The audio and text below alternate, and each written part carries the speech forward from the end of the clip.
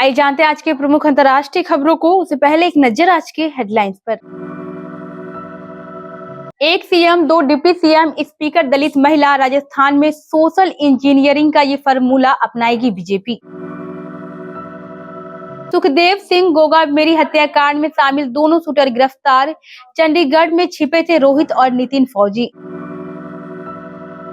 धीरज साहू किस गांधी के एटीएम थे? 300 करोड़ मिलने के बाद कांग्रेस पर अमित मालवीय का हमला। टायर फटने से अनियंत्रित कार ट्रक से टकराई, 8 की मौत, मरने वालों में एक बच्चा भी। अयोध्या के राम मंदिर के गर्भगृह की तस्वीर आई सामने, अगले महीने होगी प्राण प्रतिष्ठा। एसिड डाला, कुत्ते से कटवाया और फिर किया निवस्त्र। गुरुग्राम में नौकरानी के साथ बर्बरता की हद पार। उत्तराखंड में शीतलहर के बीच लूट का पारा, दिल्ली की हवा बहुत खराब, जाने देश के मौसम का हाल। सोना हुआ सस्ता, चांदी हुई नरम, खरीदने से पहले चेक करें अपने शहर का रेट। रिकॉर्ड ब्रेकिंग एनिमल की कमाई है जारी, 8 दिनों में पार किया ये आंकड़ा। और भारत दक्षिण अफ्रीका के बीच पहला T20 मुकाबला, जाने कब, कहां और कैसे देख सकेंगे मैच। चुनावी नतीजे आने के बाद हफ्ते भर बाद भी भारतीय जनता पार्टी राजस्थान में मुख्यमंत्री नहीं चुन सकी है। पार्टी के भीतर किसी भी तरह की गुटबाजी के चलते होने वाले नुकसान से बचने के इरादे से सोच समझकर फैसला लेना इसके पीछे की मुख्य वजह तो है ही, लेकिन आगामी लोकसभा चुनाव की तैयारियों को भी इस देरी की एक प्रमुख वजह बताया जा रहा है। राजनीतिक गलियारों में चर्चा है कि बीजेपी की ओर से हो रही इस देरी की एक वजह लोकसभा चुनाव के मद्देनजर सामाजिक और राजनीतिक गुनागणित को साधना भी है। ऐसे में पार्टी राजस्थान में मुख्यमंत्री के साथ 2 उप मुख्यमंत्री भी बना सकती है और इन 3 पदों पर राजपूत, ब्राह्मण, मीना और जाट समाज के नेताओं को बैठाकर इन समुदायों को बीजेपी से जोड़े रख सकती है। श्री राष्ट्रीय राजपूत करनी सेना के संस्थापक सुखदेव सिंह गोगामेरी हत्याकांड में पुलिस ने बड़ी कार्रवाई की है। हमले में शामिल दोनों मुख्य शूटरों को राजस्थान पुलिस ने गिरफ्तार कर लिया है। पुलिस की स्पेशल टीमों ने शनिवार 9 दिसंबर की देर शाम को चंडीगढ़ में एक शराब ठेके के ऊपर बने कमरे में छिपे दोनों हमलावरों रोहित राठौर और नितिन फौजी को पहले ही हिरासत में लिया। शुरुआती पूछताछ के बाद दोनों को गिरफ्तार कर लिया गया है। इससे पहले राहुल और नितिन को फरार कराने में सहयोग करने वाले रामवीर को भी पुलिस ने गिरफ्तार किया था। कांग्रेस के राज्यसभा सांसद धीरज साहू के घर और ठिकानों से अकूत दौलत का खजाना मिला है। आलम यह है कि 4 दिन बाद भी नोटों की गिनती जारी है। इतना ही नहीं, 136 बैग में भरे कैश की काउंटिंग होनी है। वहीं कांग्रेस ने भी अपने नेता पर ही सवाल उठाए हैं। कांग्रेस नेताओं की टिप्पणियों पर भाजपा IT सेल के प्रमुख अमित मालवीय ने हमला बोला है। अमित मालवीय ने एक्स पर लिखा, धीरज प्रसाद साहू 2 बार लोकसभा चुनाव हारे, लेकिन उन्हें कांग्रेस ने 3 बार राज्यसभा भेजा। साहू का कहना है कि उनका परिवार आजादी के बाद से ही कांग्रेस से जुड़ा हुआ है। साहू ने दूरी बनाने की कोशिश करने के बजाय कांग्रेस को यह बताना चाहिए कि वह किस गांधी के एटीएम थे। दरअसल कांग्रेस नेता जयराम रमेश ने कहा कि सांसद धीरज साहू के बिजनेस से भारतीय राष्ट्रीय कांग्रेस का कोई लेना देना नहीं है। जयराम रमेश ने कहा है कि आयकर अधिकारियों द्वारा उनके ठिकानों से इतनी बड़ी मात्रा में कैश बरामद किया जा रहा है। इस कैश के बारे में सिर्फ वही बता सकते हैं और उन्हें यह स्पष्ट करना भी चाहिए। उत्तर प्रदेश में शनिवार देर रात एक कार के ट्रक से टकराने के बाद आग लगने से एक बच्चे सहित 8 यात्रियों की मौत हो गई। पुलिस ने बताया कि बरेली में सेंट्रल लॉक्ड कार में फंसकर 7 वयस्कों और 1 बच्चे की मौत हो गई है।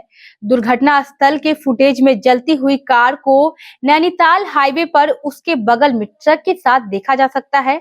बताया जा रहा है कि दुर्घटना के बाद कार के दरवाजे संभवतः जाम हो गए और नहीं खुले, इसलिए कोई कार से बाहर नहीं आ सका। बरेली की वरिष्ठ पुलिस अधीक्षक सुशील चंद्र भान धुले ने बताया, कार विपरीत लेने में चली गई और एक ट्रक से टकरा गई। ये हादसा भोजीपुरा के पास हाईवे पर हुआ।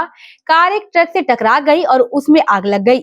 वह सेंट्रल लॉक थी, इसलिए आग के कारण अंदर मौजूद लोगों की जान चली गई। अयोध्या के राम मंदिर में मूर्तियों की प्राण प्रतिष्ठा से पूर्व गर्भगृह का काम जोर शोर से जारी है। इसी बीच गर्भगृह की पहली तस्वीर भी सामने आ गई है, जिसमें भव्य गर्भगृह की दीवारों और गुंबद पर खूबसूरत नक्काशी नजर आ रही है। मंदिर ट्रस्ट के पदाधिकारियों ने यह तस्वीर जारी की है। अयोध्या में राम मंदिर का भव्य उद्घाटन समारोह अगले साल 22 जनवरी 2023 को होना है। प्रधानमंत्री नरेंद्र मोदी सहित करीब 7,000 लोगों को प्राण प्रतिष्ठा समारोह में आमंत्रित किया गया है। श्री राम जन्मभूमि तीर्थ क्षेत्र में महासचिव चंपत राय ने अयोध्या में बन रहे राम मंदिर के गर्भगृह की तस्वीर शेयर की है। दिल्ली से सटे हरियाणा के गुरुग्राम से एक दिल दहला देने वाली घटना सामने आई है। घर में काम करने वाली एक 13 साल की नाबालिग लड़की नौकरानी को उसके मालिकों ने न सिर्फ कुत्ते से कटवाया, बल्कि उसे परिवार के लोगों के सामने ही नग्न कर दिया।